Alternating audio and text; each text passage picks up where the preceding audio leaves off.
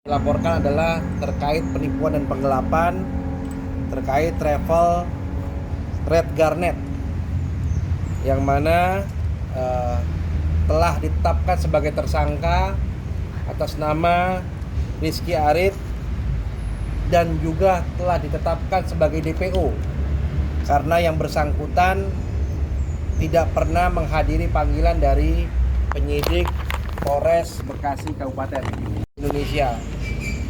Nah, terhadap tersangka tersebut ada juga dia bekerja sama dengan ibunya ya, Maimunah ini. Ya, di dalam perusahaan. Jadi perusahaan tersebut bernama Direktur PT Wisata Permata Internasional, yang dimana Rizky Arit selaku komisaris dan Maimunah selaku direktur. Di sini jelas sudah diterbitkan DPO. Nanti bagaimana DPO-nya nanti bisa ditanyakan kepada penyidik. Yang jelas kami hari ini mengambil SP2HP perkembangan hasil penyidikan. Di sini ditetapkan Rizky Arit sebagai tersangka dan telah diterbitkan DPO. Kenapa penting buat kami, buat Mbak Marisha membuat laporan polisi terhadap Red Garnet ini karena di sini berita yang sudah beredar di TikTok bahwa saya ini adalah penipu travel. Jadi kalau saya mau ceritakan klarifikasinya, pertama dia itu mengajak saya untuk bekerja sama. Lalu kita membuat untuk keberangkatan ke UK. Ini dia membuat ini. Stay.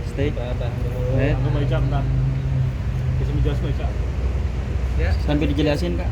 Nah, dia mau bekerja sama untuk keberangkatan ke UK. Setelah itu dengan membawa nama saya, alhamdulillah masya Allah banyak yang ikut. Akhirnya informasinya 70 orang yang ikut.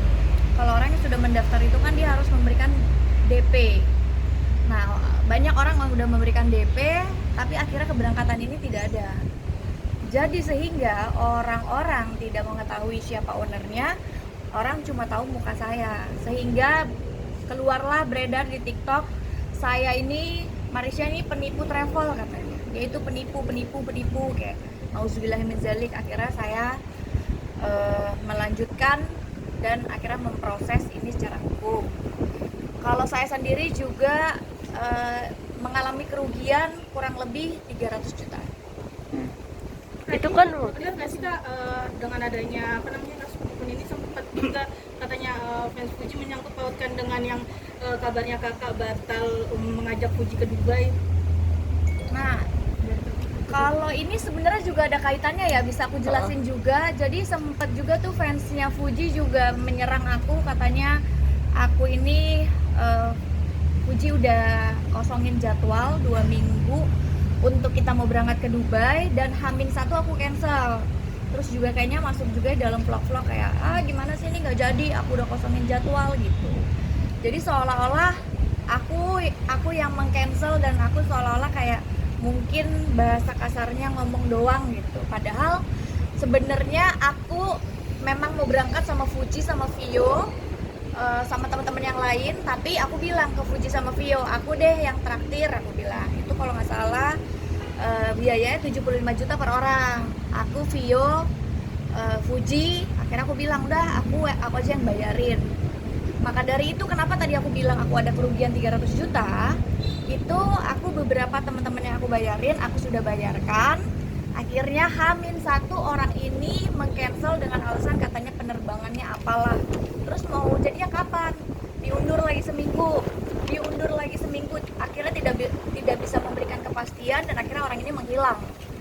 Dan akhirnya saya meminta untuk ya udah kembalikan aja uangnya. Pada saat saya minta kembalikan uangnya, dia memberikan cek.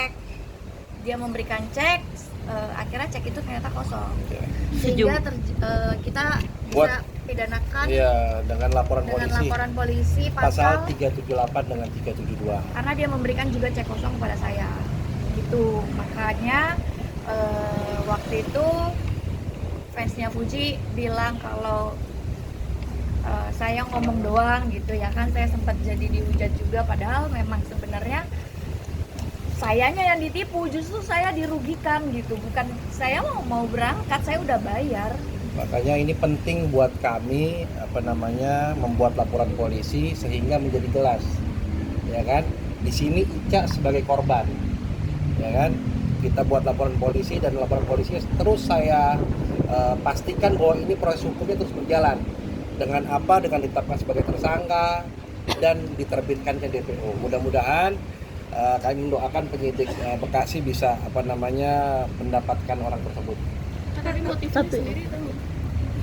Motifnya ya kami kurang paham juga, cuman kan Red Garnet ini kalau kita lihat ini sekarang di Instagram udah nggak ada ya, ada cuma di Facebook. Ini kan kayak menerbangkan artis-artis ya biasa. Ini contoh salah satu artis yang diterbangkan sama Red Garnet. Ya artinya mereka mau mencari keuntungan dengan melibatkan influencer-influencer, selebgram-selebgram. Karena Mbak Marisha followersnya banyak, teman-temannya artis, dengan menggunakan travel ini harapannya bisa terangkat. Ternyata mereka hanya untuk menipu. Kira-kira gitu ya. Tapi dari Kak Ica sendiri kenal nggak sih dengan owner dan travel tersebut? Iya. Kenal. Saya kenal sebelumnya. Kenapa saya juga ingin mengajak Fuji sama Vio juga waktu itu ke Dubai, karena dia menawarkan harga 75 juta menurutku murah untuk satu paket jalan-jalan ke Dubai dengan dengan fasilitas eksklusif dan juga diberikan bisnis kelas. Jadi gue pikir oh ya udah saya bayar aja.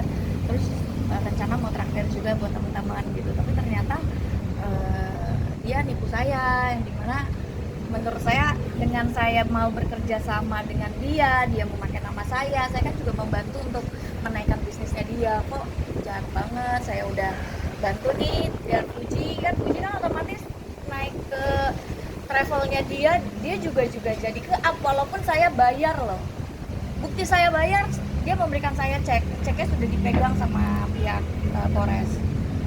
Dan ceknya itu tidak bisa dicairkan dan akhirnya ya saya yang membuat mungkin mereka agar si Rizky Arit ini agar ya bisa mempertanggungjawabkan perbuatannya.